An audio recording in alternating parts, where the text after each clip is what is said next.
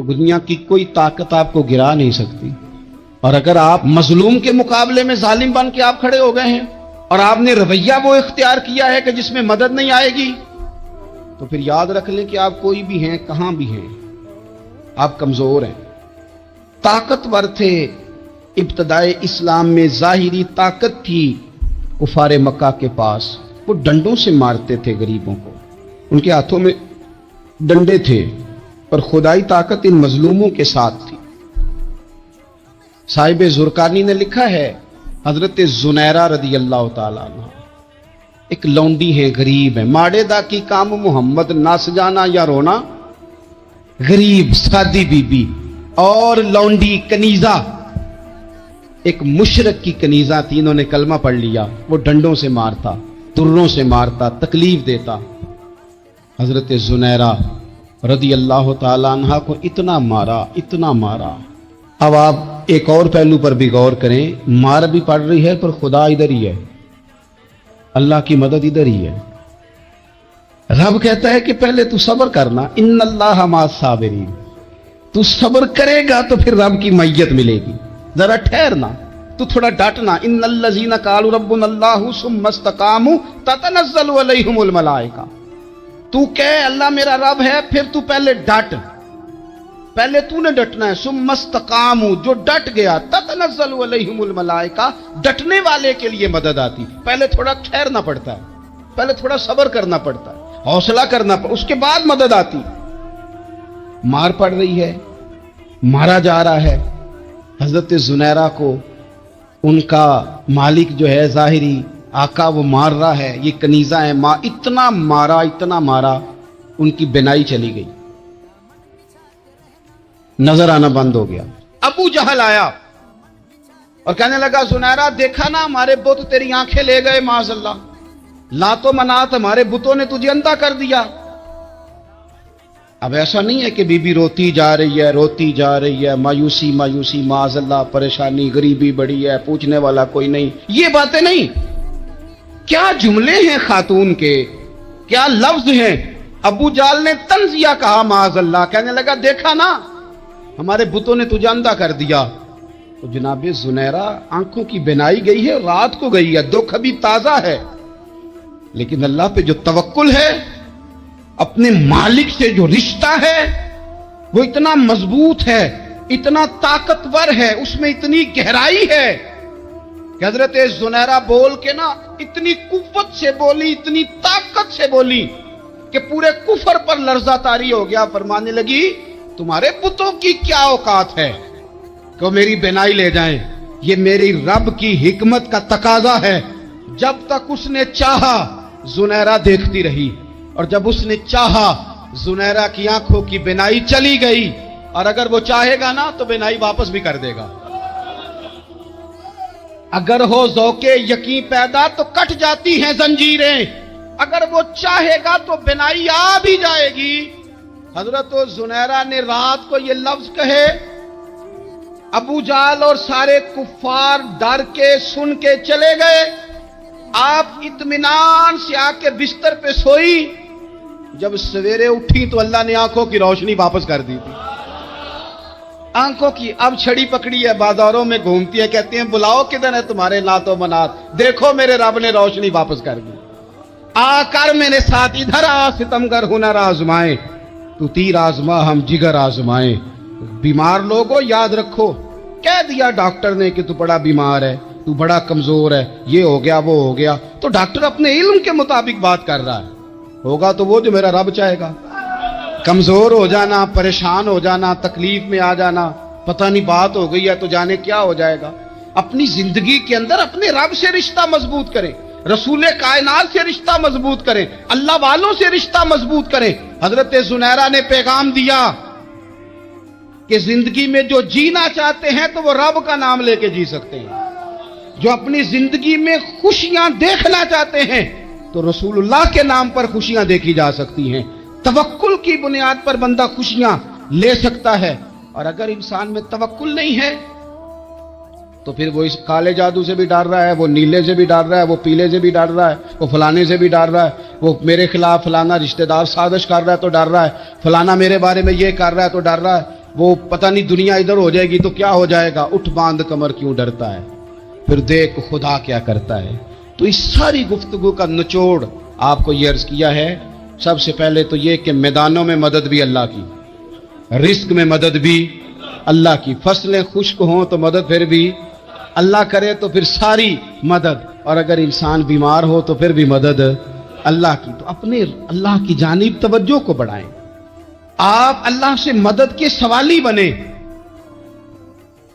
ترمذی کی ایک حدیث ہے، میں آپ کو زندگی کا تجربہ بتاتا ہوں کہ جب میں بڑا پریشان ہوتا ہوں تو یہ والی روایت کھول لیتا ہوں، مزہ دیتی ہے۔ میرے نبی پاک علیہ السلام نے فرمایا، اپنے دکھ سیٹھوں نوابوں کو نہ کہنا، مالداروں کا نہ کہنا، ورنہ اللہ تمہیں کبھی غنی نہیں کرے گا۔ فرمایا اپنے دکھ اپنے رب کی بارگاہ میں عرض کرنا، جلدی کرے یا دیر سے کرے اللہ تمہیں لوگوں سے بے نیاز کر دے گا، اللہ تمہیں غنی کر دے گا۔ رات کو بیٹھو نا اس کی بارگاہ میں، اسے دکھڑے سناؤ، چھوٹی چھوٹی باتیں۔ حضور نے فرمایا نمک بھی مانگو تو رب سے مانگو، چھوٹی چھوٹی بات سے شروع کرو نا۔ جب بندہ شروع کرتا ہے نا چھوٹی چھوٹی چیزیں تو بڑی ساری چیزیں، یہ اس طرح ہوتا ہے جیسے بندہ رب سے گفتگو کر رہا ہے، مالک مجھے یہ چاہیے، مالک میں یہاں کمزور ہوں، اللہ میں یہاں پریشان ہوں۔ آپ یہ کر کے تو دیکھیں، لمبی لمبی دعائیں مانگ کے تو دیکھیں، اس کے حضور جوڑ کے تو دیکھیں۔ حضرت مریم رضی اللہ تعالی عنہا پاک باز تھیں، مسجد میں رہی تھیں، پر مالک کی حکمت کے تقاضے بڑے عجیب ہے نا۔ پھر جناب مریم کو اللہ تعالیٰ نے بغیر شوہر کے اولاد عطا کر دی۔ یہ بات یہ ایسی تھی، کسی نے کہا تھا کہ مخلوق تو فنکار ہے اس درجہ کے پل بھر میں سنگے در کعبہ سے بھی اصنام تراشے، تم کون ہو کیا چیز ہے داغے کبابی، لوگوں نے تو مریم پہ بھی الزام تراشے۔ تو لوگوں نے کہا کدھر سے لے آئی بچہ، تیرا باپ تو ایسا نہیں تھا، کہاں سے لے آئی؟ اللہ کرے میں آپ کو سمجھا سکوں، ذرا اپنے آپ کو وہاں کھڑا کریں کہ ایک پاک باز عورت، پاک باپ کی بیٹی، طیب ماں کی بیٹی، اور اللہ کے گھر میں پرورش پانے والی خاتون، ایک وہ وقت اور ایک یہ وقت کہ اس عورت کو کٹہرے میں کھڑا کر کے پوچھا جا رہا ہے کہ معاذ اللہ تیری گود میں بچہ جائز نہیں ہے، کہاں سے لائی ہے؟ اب خود سے صفائیاں بندہ کتنی کو دے، کتنی کو وضاحتیں کرے۔ اور میں نے تو اپنی زندگی میں دیکھا ہے، زیادہ وضاحت دینے والے کو بھی لوگ جھوٹا سمجھنے لگ جاتے ہیں، زیادہ وضاحت دینے پر بھی لوگ کمزوری کا اظہار سمجھتے ہیں کہ کمزور پڑ گیا۔ آپ صلح کی کوشش کرتے ہیں، سامنے والا بزدل سمجھ لیتا ہے، زیادہ وضاحتیں بھی کمزور کر دیتی ہیں۔ اب حضرت مریم کو کٹہرے میں کھڑا کر کے کہا بچہ کس کا ہے؟ تو پھر خدا بندوبست جب کرے، اللہ جب مددگار ہو، تو پھر حضرت مریم کی گواہی درختوں سے نہیں دلوائی، اس نے پتوں سے نہیں دلوائی، پھر فرشتے نہیں بھیجے۔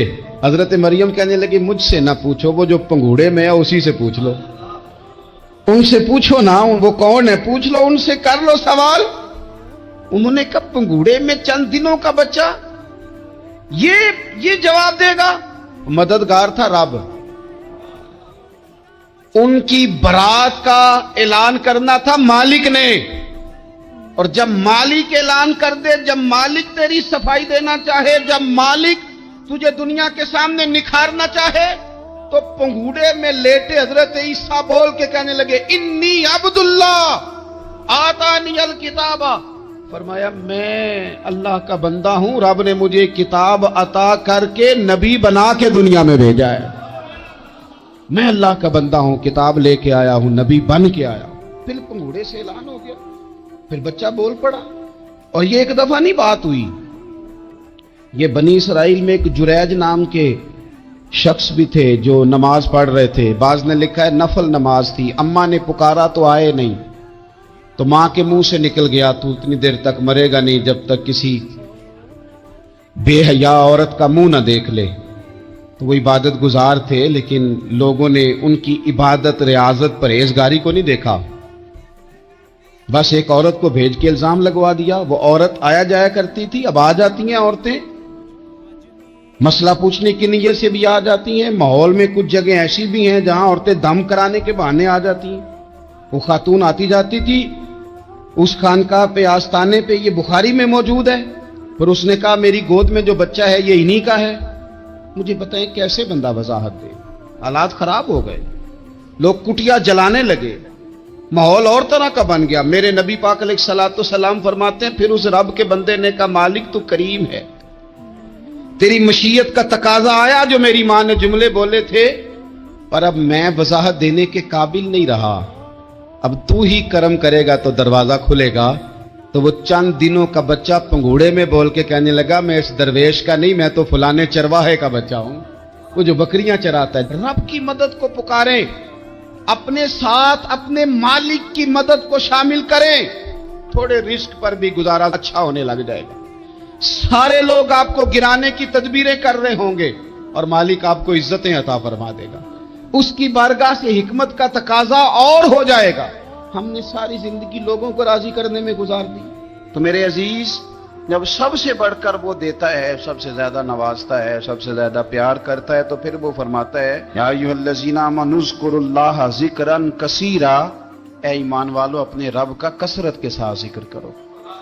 वसब्बिहूहु बुकरतम व असीला, सुबह शाम उसी की पाकी बयान करो, सुबह शाम अल्लाह ही का जिक्र, उसी की पाकी। बहुत ज्यादा तफसीलात नहीं, लंबी डिटेल नहीं, सिर्फ आप इतना तजर्बा कर लें कि हम दिन में अपनी तारीफ ज्यादा करते हैं या अपने रब की तारीफ ज्यादा करते हैं। हमारा अपने आप को सजाने संवारने में ख्याल ज्यादा रहता है या रब की रजा पे तवज्जो ज्यादा रहती है। हमारा अब ये मिजाज बन गया है कि हर चीज से घेर घार के हम अपने आप पर हर चीज को ले आए हैं। हम अपने आप से शुरू होते हैं, अपने पर खत्म होते हैं। मेरे रसूल पाक सल्लल्लाहु अलैहि वसल्लम ने फरमाया, जो अल्लाह का जिक्र करे और जो अल्लाह का जिक्र न करे, मसलुल हय्य वल मय्यित, उनकी मिसाल इस तरह है जिस तरह जिंदा और मुर्दा की होती है। गोया जिक्र करने वाला जिंदा है, न करने वाला मुर्दा है। कि जिसने सारा दिन रब को याद ही नहीं किया, इसको सारा दिन ख्याल ही नहीं आया। आप कहीं सफर पे निकले हों, कहीं आप दूर गए हो ना, तो आपको ख्याल आता, यार सुबह की मैंने घर ही बात नहीं की, सुबह से मैंने आज घर फोन नहीं किया, कोई राब्ता नहीं किया, कोई मालूमात नहीं की। घर में से कोई सफर पे हो, एक तो ये कि आप गए हो और एक ये कि कोई घर में से गया हो, तो दिन में उसे फोन करके पूछने कहां पहुंचे हो, जिस काम गए थे उसका क्या बना, ख्याल आता है। और अगर आपने किसी को भेजा हो और पीछे से फोन ना करें तो वो भी कह देता है, यार तूने सारा दिन हाल ही नहीं पूछा। यानी बंदों के साथ बंदों का रिश्ता हो तो दिन में याद ना करें तो शिकवा आता है। तो मुझे बताओ, सारा दिन ही गुजर जाए, एक तस्बीह भी ना पड़ी जाए, यानी सारा दिन बीत जाए और इंसान एक तस्बीह सुभान अल्लाह की ना पढ़ सके, बाकी उसे सारी कहानियां आती हों, बाकी उसे सारा पता हो, लेकिन सारा दिन बीत गया, 24 घंटे गुजर गए और इसको इतनी तौफीक नहीं हुई कि 100 दफा मदीने वाले रसूल पे दरूदो सलाम ही पढ़ लेता। सारा दिन ही गुजर गया, इसने सोचा ही नहीं। तो हमने ये किया है कि हमारा जो खास जिक्र करने का मिजाज और माहौल और शौक होना चाहिए था, वो शौक हमारा बरकरार नहीं रहा, वो ज़ौक नहीं हमारा रहा। यानी फारग बैठे लोग हैं, बड़ी देर फारग बैठे हैं, कहते हैं जी मैं सुबह से फारग हूं, बोर हो रहा था, कोई इस्फारा ही पढ़ लेना था, कुछ थोड़ा सा ना मेहरबानी कर लेनी थी, कुछ आपने एक तस्बीह इस्तिगफार की पढ़ लेनी थी। किस तरह आप बोर हो गए, आपने सारा दिन अल्लाह को याद ही नहीं किया, तवज्जो ही नहीं फरमाई। और फिर अगर आप अल्लाह का जिक्र करें और जिस सिफाती नाम के साथ आप अपने रब को याद कर रहे हैं उसका माना समझ के करें, या रहमानु या अल्लाह, या रहमान या रहमान या रहमान, जब आप कहेंगे तो फिर अर्श का मालिक बड़ी रहमत नाजिल फरमाए।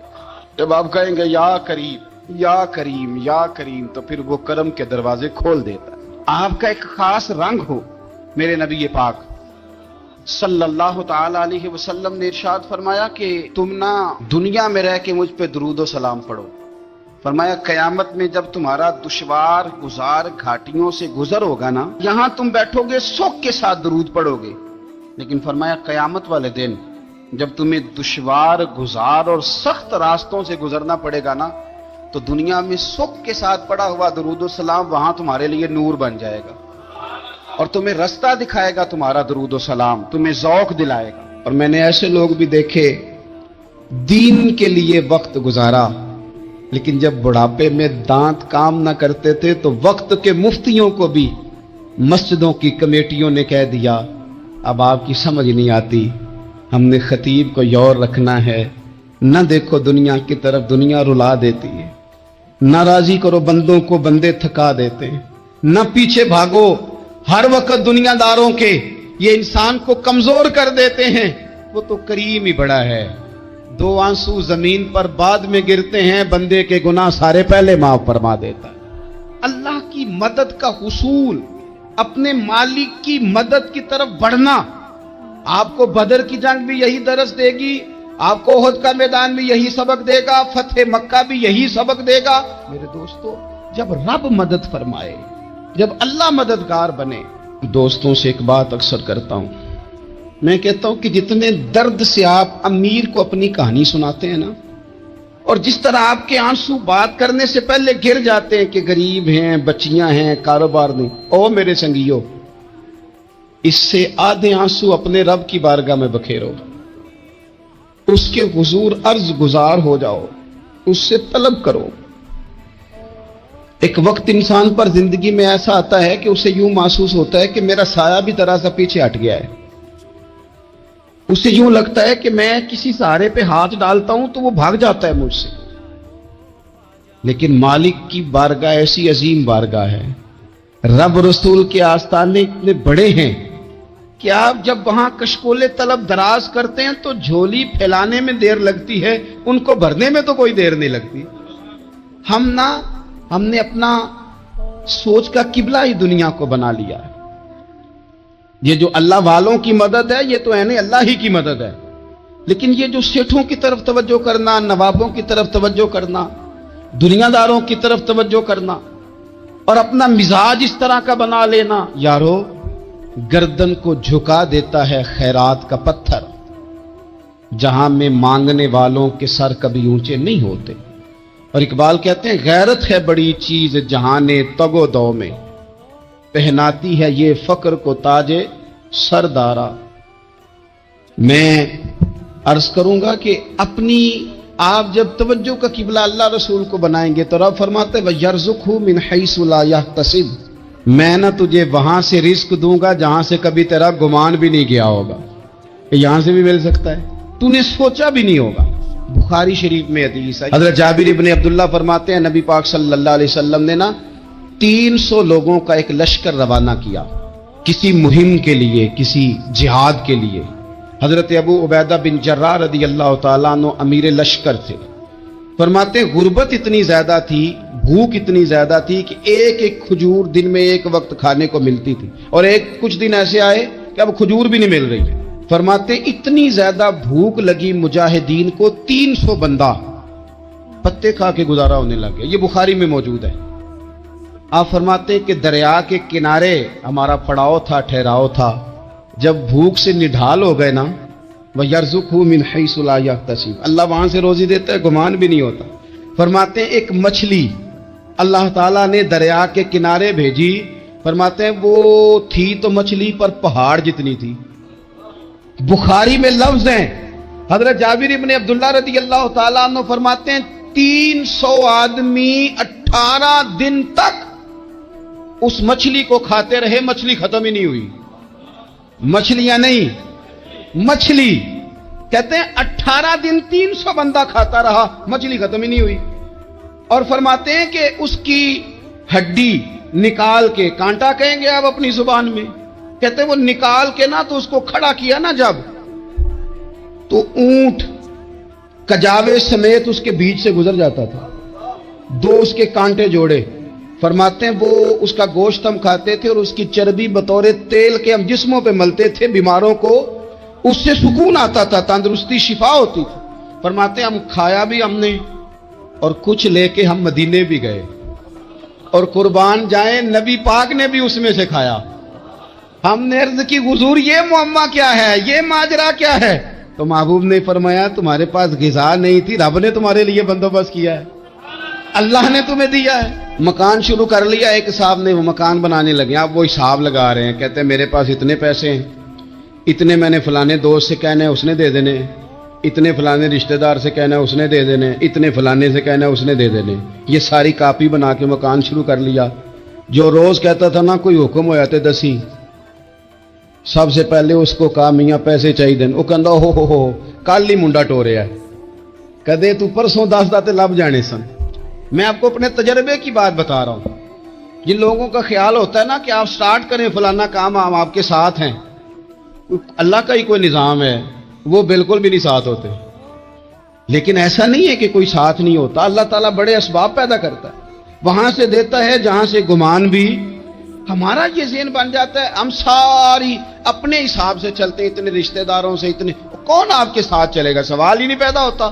یہ سارے کام چھوڑ کے سب سے پہلے دو رکھتے پڑھو، اپنے رب کی بارگاہ میں، رسول کائنات کی بارگاہ میں گزارشات اور استغاثے پیش کرو، وہاں سے خیر طلب کرو. دنیا دار کیا دیں گے، کیا دے سکتے ہیں، کیا حیثیت ہوتی ہے کسی. اللہ کہتا ہے وہاں سے دوں گا. تو جو اللہ مال دے وہ لینا چاہیے کہ رشتہ داروں کا مال دیکھنا چاہیے؟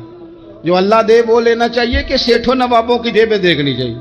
جو اللہ دے وہ قبول کرنا چاہیے یا دیکھنا چاہیے کون سا آدمی کہاں پہنچ گیا؟ چھوڑو، اپنی مٹی پہ چلنے کا سلیقہ سیکھو. کسی کے سنگ مرمر پہ چلو گے تو پھسل جاؤ گے، پھسل جا. اس پر ایک اور بات عرض کر دوں، صحیح بخاری سے، مسلم سے ایک اور بات. کچھ چیزیں ایسی ہیں جن سے اللہ کی مدد آتی ہے، مدد ملتی ہے. ایک چیز ان میں سے ایسی ہے جس سے بہت مدد نازل ہوتی ہے، وہ ہے کہ جب رب آپ کو دے نا تو پھر آپ بھی اس کے رستے میں دیں، پھر مدد آتی ہے، پھر اور آتا ہے. بخاری مسلم میں حدیث ہے، یہ زیادہ ہی توجہ طلب امر ہے، اس پر آپ غور کریں گے. حضرت ابو ہریرہ فرماتے ہیں کہ نبی پاک علیہ السلام نے فرمایا ایک شخص نے بادلوں کے اندر سے آواز سنی کہ فلاں آدمی کا کھیت اور باغ خشک ہو گیا ہے، وہاں برسو اور اس کے کھیت کو سیراب کرو. تو بڑا حیران ہوا کہ بادل سے آواز آ رہی. پھر اس نے دیکھا کہ ایک پہاڑی پر بارش ہوئی، وہ بادل وہاں برسا، پھر نالیوں سے ہوتا ہوا پانی ایک طرف چلا. تو جس نے آواز سنی تھی، حضور بیان کر رہے ہیں، وہ بھی پیچھے پیچھے چلا کہ پانی کدھر جا رہا ہے.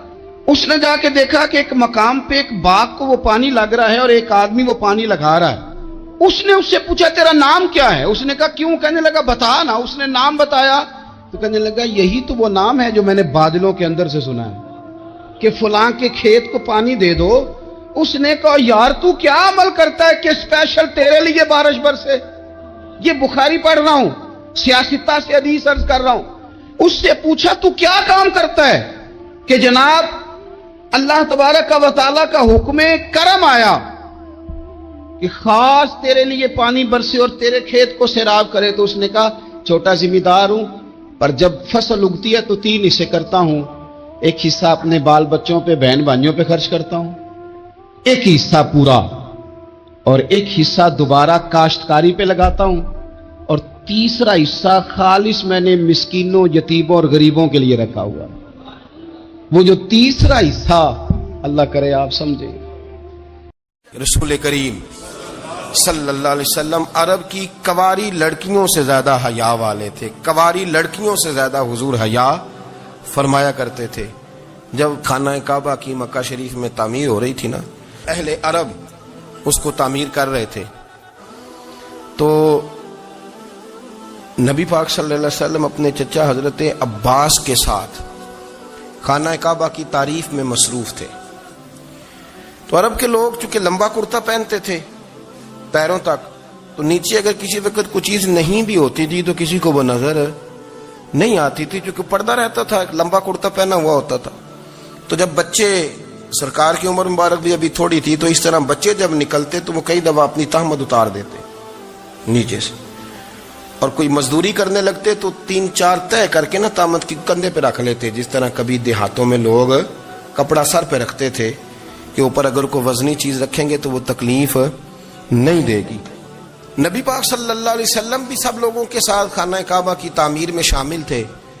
تو حضرت عباس رضی اللہ تعالیٰ عنہ نے کہا حضور سے، ابھی اعلان نبوت بھی نہیں فرمایا تھا، بھتیجے آپ بھی تہمت اتاریے. یہ صحیح مسلم میں حدیث موجود، اور اس کو کندھے پہ رکھ لیجیے، آپ اینٹیں اٹھا اٹھا کے لا رہے ہیں تو ذرا آپ کو تکلیف نہیں ہوگی. تو سرکار دو عالم صلی اللہ علیہ وسلم سے یہ بات کہی، اور پھر جلدی سے حضور کی تہمت کو نکال کے نا، حالانکہ لمبا کرتا پہنا ہوا ہے، تو وہ جیسے ہی ان کے کندھے پہ رکھا اینٹیں رکھنے کے لیے، تو سرکار تو زمین پہ گر گئے، بے ہوش ہو گئے، آنکھیں آسمان کی طرف. اور پھر حضور پکار رہے ہیں آزاری آزاری آزاری، میرا تہمت دے دو، میرا تہمت دے دو. کبھی کوئی شخص اس وجہ سے بھی بے ہوش ہوا ہے کہ میرے وجود سے کپڑا اتر گیا ہے؟ حالانکہ سرکار پر وہ بے ہوشی بھی نبی پاک کا وہ جو غلبہ ہے نا شرم و حیا کا، اس کی وجہ سے ہوئی، ورنہ تو حضور فرماتے ہیں کہ میری آنکھیں سو جاتی ہیں، دل تو میرا اس عالم میں بھی جاگتا رہتا ہے۔ تو سرکار زمین پہ تشریف لے آئے، آنکھیں میرا طامت دے دو، میرا طامت دے دو، تو جلدی سے انہوں نے طامت دیا تو حضور نے باندھ لیا، پھر طبیعت مبارک میں تسلی ہوئی۔ یعنی ہم اس رسول کے غلام ہیں کہ جن کے تو وجود سے کپڑا اتر جائے تو حضور برداشت نہیں کرتے، قبول نہیں فرماتے، تکلیف شروع ہو جاتی۔ لیکن یہاں نوجوان ہیں اور بڑا قد کاٹ ہے اور بڑے بڑے سمجھدار لوگ ہیں، گرمی آتی ہیں تو شارٹ کپڑے پہن کے گھومتے ہیں، ان کو خیال نہیں کہ یہ وہ والا لباس ہے جو باہر تو کیا گھر میں اماں کے سامنے نہیں پہننا چاہیے، بہنوں اور بیٹیوں کے سامنے نہیں پہننا چاہیے۔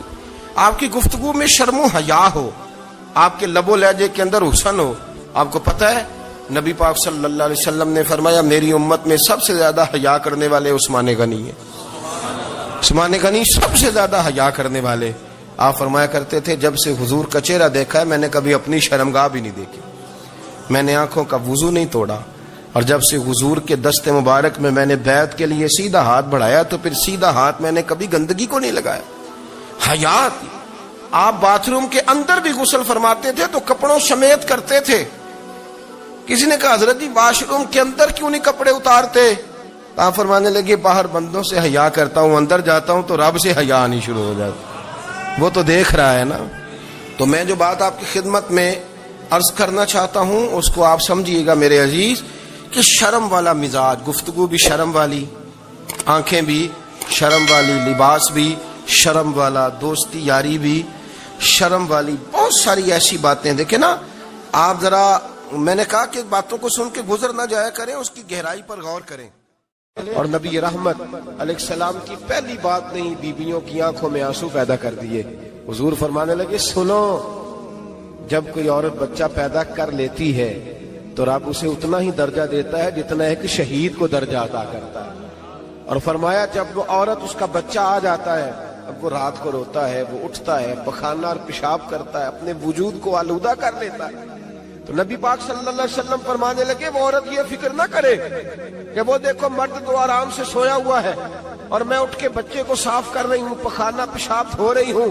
میرے محبوب نے ہر مرتبہ فکر کو، حضور نے زندگی اس کے ہر شعبے سے تعلق رکھنے والے آدمی کو عزت دی۔ فرمایا بیبیو جب تم رات کو اٹھ کے اپنے بچے کی خدمت کرتی ہو، دودھ ڈال کے دیتی ہو، پخانا اور پیشاب صاف کرتی ہو، تو فرمایا رب تمہیں اتنا ہی اجر دیتا ہے جتنا ساری رات مصلی پہ کھڑے رہنے والے عبادت گزار کو اجر عطا فرماتا ہے۔ اتنا اللہ تمہیں اجر دیتا ہے۔ ہر شخص کے حصے میں، ہر شخص کے حصے میں میرے نبی پاک نے عزت لکھی، ہر شخص کے حصے میں۔ رسول پاک نے وقار، رشتوں کو حضور نے اتنا مضبوط کر دیا، اتنا مضبوط کر دیا کہ رشتے رشتے نہیں درد بن گئے۔ ماں کا نام آتا ہے تو آنکھوں میں آنسو آ جاتے ہیں، ماں کا نام آتا ہے تو دل تڑپتا ہے نا یار۔ یہ انقلاب ہے جو میلاد والے رسول نے برپا کیا، ورنہ حضرت طارق ابن عبداللہ کہتے ہیں میں حضور کے اعلان نبوت سے پہلے بھی مکے آیا تھا۔ آپ فرماتے میں نے ایک بوڑھی عورت کو، ایک نوجوان کو گلے میں رسی ڈال کے گھسیٹ کے لے جاتے دیکھا، تو میں نے اس سے کہا کہ یہ کیا کر رہے ہو، کون ہے یہ بی بی، کیا مسئلہ ہے؟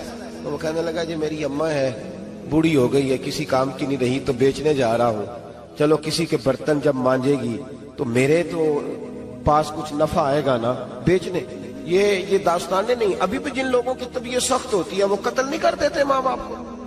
واقعہ سنے نا آپ نے کہ ابا میرے نام زمین نہیں کر رہا تو مار دیا۔ جب کلیجے سخت ہوتے ہیں تو کام ہو جاتا ہے۔ ایک طرف وہ منظر تھا اور ایک طرف یہ منظر ہے کہ حضرت حلیمہ سعدیہ رضی اللہ تعالی عنہ، ان کا نام نہیں ہے حضرت حلیمہ کا مسلم شریف میں، وہ امام زرقانی نے لکھا ہے، ورنہ مسلم میں یہ روایت اپنے اصل انداز میں موجود ہے۔ حضرت ابو ہریرہ رضی اللہ تعالیٰ عنہ فرماتے ہیں کہ جناب حلیمہ بوڑھی عورت، سادی عورت، اگر آپ کبھی معاشرتی لحاظ سے حضرت حلیمہ کا انداز دیکھیں گے نا، توجہ ہے میری بات پر، سمجھ آ رہی ہے آپ حضرات کو؟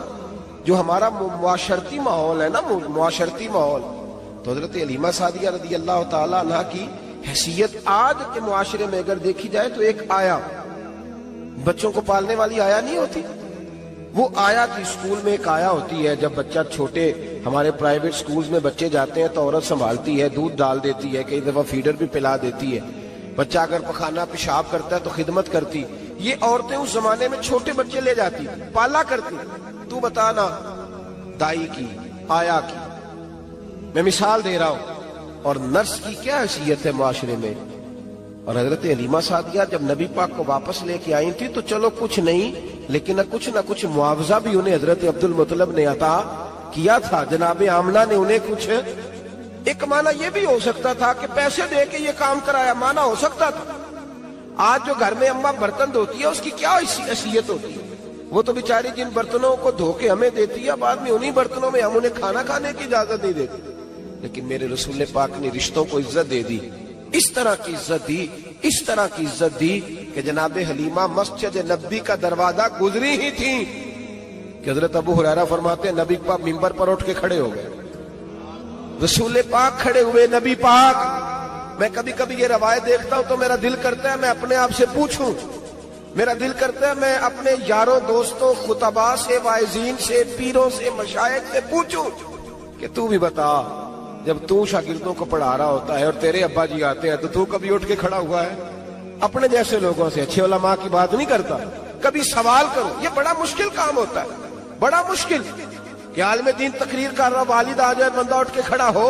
لیکن رسول پاک نے عزتیں دی، وقار دیا. جناب حلیمہ داخل ہوئی تو حضور منبر پہ کھڑے ہوئے اور اتنی تیزی سے حضور آگے بڑھے، اپنی چادر کو اتارا اور پھر میرے رسول نے زمین پہ بچھایا اور پھر حضرت حلیمہ سعدیہ بیٹھ گئی. اور جناب ابو ہریرہ فرماتے جتنی دیر نبی پاک ان کے سامنے بیٹھے رہے اتحیات کی حالت میں بیٹھے رہے. حضور نے رشتوں کو وہ وقار دیا، وہ حسن دیا کہ رشتے درد بن گئے ہیں. اب ماں کا نام دل میں بعد میں آتا ہے، زبان میں بعد میں آتا ہے، آنسو پہلے آتے ہیں. اب ماں کا رشتہ ایک وقار ہے، ایک حسن. الحاوی للفتاوی میں امام جلال الدین سیوطی رحمت اللہ لکھا ہے فتح مکہ کے بعد نا کمال ہو گیا. وَرَأَيْتَ النَّاسَ يَدْخُلُونَ فِي دِينِ اللَّهِ أَفْوَاجًا، فوجوں کی فوجیں دین میں آ گئی. ایک زمانہ تنہائیوں کا ہوتا ہے، ایک عروج کا ہوتا ہے. عروج کے زمانے میں بڑے تعلق، بڑے رش، بڑی باتیں. اب حال یہ تھا فتح مکہ کے بعد کہ پہلے تو ایک آدھ آدمی کلمہ پڑھتا تھا، فوجوں کی فوجیں آتی. ایک دن نبی پاک نماز پڑھانے آئے مسجد میں. میرے نبی پاک صلی اللہ علیہ وسلم جب مسجد میں آئے تو مسجد کھچا کھچ بھری ہوئی، گلیاں بھی بھری، 10,000 کے قریب لوگ مدینے میں جمع ہیں حضور کے پیچھے نماز پڑھنے کے لیے. پڑھیے صلی اللہ علیہ وسلم. نبی پاک صلی اللہ علیہ وسلم تشریف لائے نا، جیسے ہی مسجد میں داخل ہوئے تو 10,000 کا مجمع اٹھ کے کھڑا ہو گیا. ہمارے لیے لوگ کھڑے ہوتے ہیں تو ہماری آنکھیں پرنم نہیں ہوتی، بلکہ ہم اپنا حق سمجھتے ہیں. ہم کہتے ہیں ان کا بنتا ہے کھڑے ہونا. حالانکہ بھائی دنیا سب کے لیے کھڑی نہیں ہوتی. جب کوئی کھڑا ہونا تو نظر جھک جانی چاہیے اور تیرے دل میں خیال آنا چاہیے کہ یا اللہ مجھ پہ رحم ہی رکھنا، اے اللہ میری پردہ پوشی کرنا، یا اللہ یہ تیری دی ہوئی عزت ہے، مہربانی کر خفیہ تدبیر سے محفوظ فرما. کہ ہمیں احساس نہیں ہوتا الا ماشاءاللہ. اللہ کے محبوب داخل ہوئے تو 10,000 کا مجمع کھڑا ہو گیا. 10,000 آدمی کھڑا ہو تو ایک کیف بنتا ہے. تو میرے جیسا آدمی تو ویسکوٹ سیدھی کرنے لگ جاتا ہے نا کہ بڑی شان ہے جناب، کالر ٹھیک کر لو، دستار سیدھی کر لو، کیا بات. اتنے لوگ بھی کبھی کسی کے گاڑی کے پیچھے بھاگے. لیکن نبی پاک کا انداز کیا تھا؟ رسول پاک کی آنکھوں میں آنسو آ گئے. 10,000 آدمی کھڑا ہوا، حضور رو پڑے اور اتنا روئے کہ جناب ابو ہریرہ رضی اللہ تعالی عنہ فرماتے ہیں کہ میں نے نبی پاک کے سینے سے آواز نکلتی دیکھی. جب آدمی زیادہ روتا ہے تو سینے سے آواز آتی. حضور روئے کہ سینے سے آواز آئی. آپ فرماتے ہیں پھر حضور نے آنسو پوچھے، پھر نماز مکمل ہوئی. جب لوگ چلے گئے تو حضرت ابو بکر صدیق اٹھ کے قریب گئے، کہا یا رسول اللہ صلی اللہ علیہ وسلم آج کوئی وجہ نہیں تھی رونے کی، آپ آئے ہیں اور رونا شروع کر دیا. تو میرے محبوب فرمانے لگے آج جب میں نے اپنی وہ شانیں دیکھی، وہ مقام دیکھا تو مجھے اپنی اماں کی یاد آ گئی. ماں کی یاد. رشتوں کو وہ عزت دی، وہ وقار دیا، وہ حسن دیا. کہاں نماز کے لیے لوگوں کا کھڑا ہونا اور کہاں اماں کی بات چھیڑ دینا. میرے حبیب فرمانے لگے مجھے اپنی اماں آمنہ کی بات یاد آئی. میری ماں نے تو وہ دور دیکھا تھا جب وجود پہ کپڑے بھی پورے نہیں تھے، دل کرتا تھا آج اماں موجود ہوتی میں نماز پڑھانے آتا، اللہ اکبر کہہ کے نیت باندھتا، سبحانک اللہ کے بعد سورہ فاتحہ پڑھتا اور سورہ فاتحہ مکمل پڑھ لیتا کہ میری اماں آمنہ کو کوئی کام یاد آتا، وہ پردہ سرکا کے کہتی بیٹا محمد میری بات تو سننا، تو محبوب فرماتے اللہ کی عزت کی قسم میں نماز چھوڑ دیتا، پہلے ماں کی بات سن کے آتا، میں چھوڑ دیتا نماز۔ وقار دے دیا، وقار، وہ حسن بخشا، وہ توانائی بخشی۔ عرب کے اندر سال کے بعد عورتوں کا ایک میلہ لگتا تھا خانہ کعبہ کے پاس، صرف عورتیں اکٹھی ہوتی تھی، میلہ لگا ہوا تھا۔ ایک تورات جاننے والا یہودی عالم بھی آیا ہوا تھا، وہ بیویوں کے مجمع پہ نظر ڈال کے کہنے لگا بیویوں مرد کا کام تو کوئی نہیں عورتوں کے مجمع میں بات کرنا، لیکن میں تمہیں ایک پیغام دینے لگا ہوں، اللہ کے آخری رسول جو مکے میں پیدا ہونے والے ہیں ان کے آنے کا وقت قریب آ گیا ہے، وہ بیوی بڑی خوش نصیب ہوگی جنہیں ان کی رفاقت ملے گی۔ عورتوں نے جب دیکھا کہ مرد آ گیا عورتوں کے میلے میں تو انہوں نے ڈانٹا جھڑکا، کہا چل اٹھا اپنی کتابیں اور نکل جا۔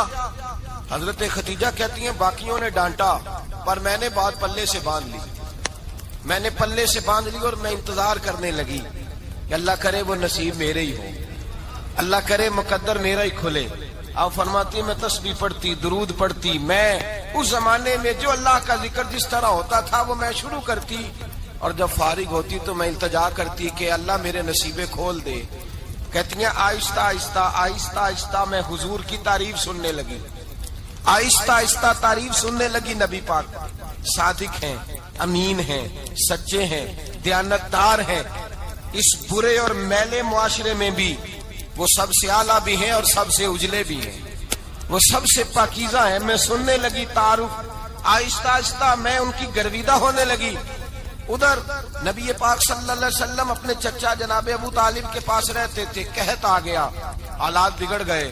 حضور سید عالم صلی اللہ تعالی علیہ وسلم سے چچا کہنے لگے بیٹے اگر مال تجارت لے کے شام جاؤ تو بڑا نفع کماؤ گے، ہمیں ضرورت بھی ہے، اور اگر ہو سکے تو ختیجہ کا مال لے کے جاؤ۔ اور نبی پاک نے کہا چچا میں نہیں کہوں گا کسی سے جا کے، میں نہیں کہتا کسی سے جا کے، جو میرے نصیب میں ہوگا میرا رب خود عطا فرمائے گا، میں نہیں کہوں گا۔ مصطفیٰ نے تو نہیں کہا۔ حضرت ختیجہ رضی اللہ تعالیٰ عنہ کہتی ہے میں نے خود اپنی خادمہ کو بھیجا، میں نے کہا جا کے پوچھو تو صحیح کہ میرا مال قبول ہوتا بھی ہے کہ نہیں، پوچھو۔ نبی پاک صلی اللہ علیہ وسلم سے پوچھا، حضرت ختیجہ کی خواہش ہے کہ آپ مال لے کے جائیں، حضور نے قبول کر لیا۔ جناب ختیجہ الکبریٰ رضی اللہ تعالیٰ عنہ کے غلام تھے، میسرہ ان کا نام تھا، جناب ختیجہ نے ان کو ساتھ بھیجا، فرمایا تین باتیں ارشاد فرمائی۔ ایک تو فرمایا سارا رستہ غور سے دیکھنا میرے نبی کے ساتھ کیا معاملات درپیش ہوتے ہیں، ابھی اعلان نبوت نہیں کیا، فرمایا ذرا غور کرنا، میرے مصطفیٰ کا مطالعہ کرنا اور مجھے واپس آ کے سبق سنانا، وہ جو تم نے چہرہ بددعا کی تلاوت کی ہو ذرا مجھے واپس آ کے سنانا، جنہاں نے دل پر جانی ڈٹھا ہو اکھیاں ہی تک لیاں، تو ملے ہو تے ساجن ملیا ہوں ناساں لگ پئیاں، ذرا جا کے نا تلاوت کرنا اور مجھے دکھ۔ اور دوسرا فرمایا تم میرے غلام ہو تو مصطفیٰ کے بھی غلام بن کے رہنا، میں سنتی ہوں کہ کردار کے، افکار کے، نظریات کے، عظمت کے بلند و بالا، وہ جیسے کہیں ویسے کرنا۔ اور تیسری حضرت ختیجہ نے نصیحت فرمائی، فرمایا محمد ابن عبداللہ صلی اللہ علیہ وسلم کی رائے سے اختلاف نہ کرنا، یہ چلتے ہوئے معاہدہ کیا، جو وہ کہہ دے سو کر جانا۔ غلام کہتے ہیں میں ساتھ گیا، باتیں میں نے سن لی، لیکن جب سفر شروع ہوا نا ابھی چند منزلیں طے ہوئی تھی، میں نے کہا ختیجہ آپ نے کیا نصیحت کرنی تھی، ان کے ساتھ جو رہے گا وہ ان کا غلام ہی بن جائے گا، ان کے ساتھ جو رہے گا تو اجے میرا محبوب نہیں ڈٹھا جن ویکھ کے چن شرماوے، جے رکھے ہاتھ پھلاں وچ ہاتھ نال پھلاں رل جاوے، اے ادھی راتی چن چڑھ جاندے جدوں جلوہ فرماوے۔ مایا جو بھی ساتھ رہتا غلام ہو جاتا۔ میسرہ کہتے میں گیا، تجارت شروع ہوئی، کہتے ہیں نبی پاک صلی اللہ علیہ وسلم جب منڈی میں پہنچے تو لوگ قسمیں اٹھا اٹھا کے مال بیچ رہے تھے۔ اللہ کے محبوب جب گئے نا تجارت کرنے تو ایک آدمی کہنے لگا چلو معاذ اللہ بتوں کے نام تھے لات و منات، کہنے لگا لات کی، عزا کی، منات کی قسم اٹھاؤ، تو نبی پاک فرمانے لگے ان کی قسم اٹھاؤں جن کا میں نام لینا بھی پسند نہیں کرتا، ابھی اعلان نبوت نہیں کیا، اور فرمایا ویسے بھی میں قسم دے کے مال نہیں بیچتا، خریدنا ہے تو خریدو، نہیں خریدنا تو نہ خریدو۔ کہتے ہیں لوگ قسمیں اٹھا اٹھا کے پیچھے جاتے تھے، پر میرے نبی جس سے رخ پھیرتے تھے وہ نبی پاک کے پیچھے ہو جاتا تھا. ماتے کئی گنا زیادہ نفع کمایا. ہم رستے میں تھے, حضور ایک درخت کے نیچے آرام کرنے لگے. ایک عیسائی راہب غار میں بیٹھا تھا, نکل کے آ گیا. مجھ سے کہنے لگا مجھے وہ جانتا تھا. میں سنا یہ کس کو ساتھ لائے, یہ کون ہے؟ میں نے کہا اہل قریش کے ایک معزز آدمی ہے. کہنے لگے یار جس درخت کے نیچے یہ لیٹے ہوئے ہیں یہاں عام آدمی نہیں لیٹ سکتا, یہاں وہی لیٹے گا جو اللہ کا سچا رسول ہوگا. یہاں دوسرا کوئی لیٹ ہی نہیں سکا. یہ رسول ہے, ان کا خیال رکھنا. کاش میں اس وقت تک زندہ رہوں جب یہ نبوت کا اعلان کریں. میسرہ کہتے ہیں میں غلام ہو گیا. نبی پاک صلی اللہ علیہ وسلم کی ادائیں مجھے بھانے لگی. جب واپسی پہ نکلے تو گرمی بڑی شدید تھی. فرماتے ہیں جب دھوپ تیز ہوتی تو بادل کا سایہ آ کے حضور پہ سایہ کر دیتا. بادل کا ٹکڑا نبی پاک پہ. اللہ جانے کہاں بیٹھ کے لوگوں نے کتابیں پڑھی ہیں جو کہتے ہیں 40 سال کے بعد نبی بنے تھے. پتہ نہیں کہاں بیٹھ کے کتابیں پڑھی ہیں. ہم نے تو جو سیرت پڑھی ہے وہ بتاتی ہے کہ تیری حیات پاک کا ہر لمحہ پیغمبر لگے, ہر لمحہ پیغمبر لگے. یہاں تو وہ لوگ جو کئی سال پہلے 20 اور 25 سال پہلے حضور سید عالم صلی اللہ علیہ وسلم کی رفاقت میں رہے وہ اعلان کر رہے. لوگ پتہ نہیں کہاں بیٹھ کے کتابیں پڑھتے ہیں, کہاں بیٹھ کے. میرے نبی پاک سے صحابہ نے پوچھا حضور آپ کب نبی تھے؟ فرمایا ابھی آدم کی مٹی گوندی جا رہی تھی, ابھی آدم کی مٹی گوندی جا رہی تھی, میں تب بھی اللہ کا رسول تھا. میرے بھائی نبی رحمت سید عالم صلی اللہ علیہ وسلم کے غلام حضرت خدیجہ کے غلام کہتے ہیں واپس آیا. اور پہلے بھی کئی دفعہ حضرت خدیجہ کا مال گیا تھا, بڑے نفع آئے تھے, پر جو نفع اس سال آیا وہ پہلے کبھی نہیں آیا تھا. کہتے ہیں مجھ سے حضرت خدیجہ کی سہیلی بھی بیٹھی تھی, میں بھی آ گیا. اور جناب خدیجہ کی سہیلی کہنے لگی چل مال کے بارے میں کچھ بتا, کتنا بکا؟ میں نے کہا مال چھوڑو, مصطفیٰ کی سنو. اور پھر کہتی چلو ٹھیک ہے, بادل سایہ کرتا تھا, چلو ٹھیک ہے. تم سے راہب نے پوچھا تھا یہ صحیح ہے, انہوں نے تیری سارے رستے بڑی خدمت کی, تیرا بڑا خیال رکھا, پر یہ بھی بتا تجارت کیسے ہوئی؟ تو میں سر کہنے لگا زندگی میں نے بھی ساری گزار دی ہے, پر اس رسول کے ساتھ 4 دن ہی گزارے ہیں. حد ہو گئی مجھ سے, اور کچھ نہ پوچھو, اور کچھ نہ پوچھو. آ میرے دل آمنہ کے لال کی باتیں کرے, اور کچھ نہ پوچھو. بس ذکر ان کا چھیڑیے ہر بات پر, اور چھیڑنا شیطان کا عادت کیجئے. بس مجھے حضور کے تذکرے بیان کرنے ہیں, ذکر مصطفیٰ کرنا ہے. حضرت خدیجہ الکبریٰ بڑی متاثر ہوئی. کہتی ہیں مجھے درجنوں لوگوں نے پیغام نکاح دیا تھا پر میں نے سنی نہیں تھی. میں نے نفیسہ کے ہاتھ پیغام بھیجا. میں نے کہا میری عمر 40 سال ہے, ان کی 25 سال ہے, اور میرا اعمال اور طرح کا ہے. وہ شہنشاہ ہے, جا کے پوچھو تو صحیح, بھلا میں قبول ہوتی ہوں؟ پوچھو. نفیسہ کہتی ہیں میں آئی تو وہ خاتون جن کے لیے لوگ بڑے بڑے قریش پیغام دیتے تھے, پیغام لے کے آئی. تو رسول پاک نے عجیب رنگ بیان کیا اپنی سیرت کا. جب میں پہنچی میں نے کہا خدیجہ نکاح کرنا چاہتی ہیں؟ نفیسہ کہتی ہے میرا خیال تھا کہ کوئی اور ہوتا تو کرسی سے اٹھ کھڑا ہوگا, فوراً کہے گا اچھا جلدی کرو, بات کرو. جب میں نے آ کے کہا نا حضور خدیجہ نکاح کرنا چاہتی ہے, تو نبی پاک نے میری طرف دیکھا, فرمایا وہ کہتی ہے کہ تم کہتی ہو؟ کہا وہ کہتی ہیں. تو حضور نے فرمایا ٹھہر جاؤ, میں اپنے چچا سے پوچھ کے بتاؤں گا, میں مشورہ کروں گا, میں پوچھ کے بتاؤں گا. آج بچوں کو کچھ سبق بڑے یاد ہیں. کہتے ہیں پسند کی شادی کرنا حضرت صاحب ناجائز ہے, پسند کی شادی کرنا کوئی ناجائز ہے؟ اور میں نے کہا بھائی صرف ایک ہی جائز چیز رہ گئی, اور کوئی شے جائز نہیں. یہ ایک ہی جائز چیز ہے جس کا فتویٰ سارے نوجوان پوچھتے پھرتے ہیں, سارے رانجے بنے پھرتے ہیں, مجنو بنے پھرتے ہیں, سارے مئی وال ہو گئے. اللہ پاک کو ہدایت کی توفیق عطا فرمائے. سارے اس بری لت کا شکار ہو گئے. او بھائی نبی پاک سوائے خدا کے کسی کے پابند نہیں, لیکن میرے مصطفیٰ نے اپنی امت کو یہ درس دیا ہے کہ جو بڑوں کے شفقت کے سائے میں چلتا ہے اللہ اس کی مدد فرمایا کرتا ہے. تجھے کیا پتا تیرا اچھا بھلا کس بات میں؟ کہا نکاح کرنا چاہتی ہوں, فرمایا چچا سے پوچھ کے بتاؤں گا. خدیجہ رضی اللہ تعالیٰ عنہ کہتی ہیں انہوں نے پوچھا. جناب ابو طالب کہنے لگے یہ تو خوش قسمتی ہے کہ ہمیں ایسی بہو مل جائے جس کے کردار میں, افکار میں, نظریات میں اتنی نفاست. مصطفیٰ کریم کے ساتھ نکاح ہوا, قربان جائیں.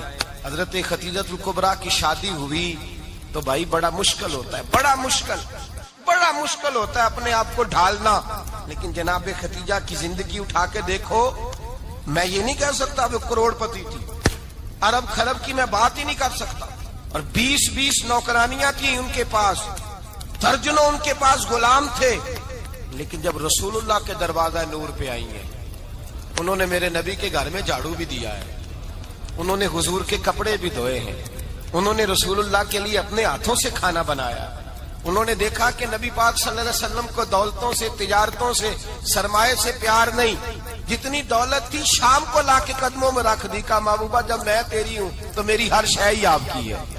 چند دنوں میں حضور نے ساری چیزیں دے دی اللہ کے رستے میں، ہر چیز نبی پاک نے دے دی۔ حضرت خدیجہ الکبریٰ کا حال یہ تھا کہ ایک جوڑا رہ گیا، کئی جگہ سے پیوند لگے ہوئے، میں گڈی ہاتھ ڈور سجن دے او جنج رکھے اونج رہنا ہے، واجب نہیں جے وچ شریعت مندہ قسم نو کہنا، بس ٹھیک ہے جس حال میں محبوب راضی ہیں، کہا ہر چیز قدموں میں رکھ دی، اور حضور کے ہر رشتے کا خیال کیا، نبی پاک کی ہر خواہش کا، عورتیں بالخصوص میری بات پہ توجہ کریں جو عرض کرنے لگا ہوں، آگ لگی ہوئی ہے گھروں میں، فساد ہے، لڑائی ہے، جھگڑا ہے، دنگا ہے، یہ تیرا رشتہ دار وہ میرا رشتہ دار، جب تیرے آتے ہیں تو روٹیاں جلدی پکتی ہیں، جب میرے آتے ہیں تو بیماریاں بڑی ہوتی ہیں، تیرے میرے کا جھگڑا، آؤ میرے مصطفیٰ کریم سید عالم کا بھی حال دیکھو، حضرت حلیمہ سعدیہ ملنے آئی، شادی کو کچھ دن گزرے تو حلیمہ سعدیہ ملنے آئی، حضرت حلیمہ سعدیہ سگی اماں نہیں رضائی اماں ہے، یہاں تو سگی اماں برداشت نہیں ہوتی، سگی اماں، اور وہ بہو سوچتی نہیں بات کرتے ہوئے، سوچتی نہیں، وہ سوچتی نہیں کہ کس کے بارے میں بات کر رہی ہے، اسے پتہ ہی نہیں کہ تجھے تو پلا پلایا یہ ملا ہے نا، کبھی اس کی اماں سے پوچھ اس نے کتنی تکلیفیں برداشت کی، اس سے پوچھ کس دقت میں، کس آزمائش میں اس بچے کو پروان چڑھایا ہے، تو آج مالک بنی ہے تو رنگ ہی بدل گئی ہے، اور بچہ بھی بیوی کے ساتھ مل کر کے اماں کی غیبت کرتا ہے، سوچتا ہی نہیں کہ بات کس کی ہو رہی ہے، اسے خیال ہی نہیں آتا۔ حضرت حلیمہ سعدیہ رضائی ماں ہے، جب تشریف لائیں تو مصطفیٰ کریم نے فرمایا خدیجہ یہ میری اماں ہے، جناب حلیمہ سعدیہ کہتی ہیں میں گھر میں رہی، میری خدمت کی، مجھے کھانا پکا کے دیا، بستر بچھا کے دیا، کپڑے لے کے دیے، اور جب میں جانے لگی تو کہنے لگی آپ میرے مصطفیٰ کی اماں ہیں، پہلی دفعہ آئی ہیں، تھوڑا سا تحفہ نہ دے دوں؟ میں نے کہا جیسے مرضی۔ حضرت حلیمہ کہنے لگی تو جناب حلیمہ سعدیہ کو 40 بکریاں اور 1 اونٹ تحفے میں عطا فرمایا، اور یہ جو بی بی آ کے مالی بنی ہے نا آج، جس درخت کی چھاؤں میں تو بیٹھی ہوئی ہے نا، اگر تو سمجھے تو اصل احسان اس ماں کا ہے جس نے یہ پروان چڑھا کے تجھے دیا ہے، اصل نیکی اس اماں کی ہے جس نے تیرے سر پہ یہ سرتاج رکھا ہے، اور تو اس ماں کو ہی بھول گئی ہے۔ اور شکوہ بہو سے نہیں، شکوہ اس بیٹے سے ہے، بیٹے سے ہے جو علیحدہ بھی ہونے لگا تھا تو اماں سے علیحدہ ہو گیا ہے، جس نے سوچا ہی نہیں کہ ماں کے ہاتھ اٹھ جائیں تو عرش کا مالک کہتا ہے فرشتوں سے کہ پیچھے ہٹ جاؤ، ماں اور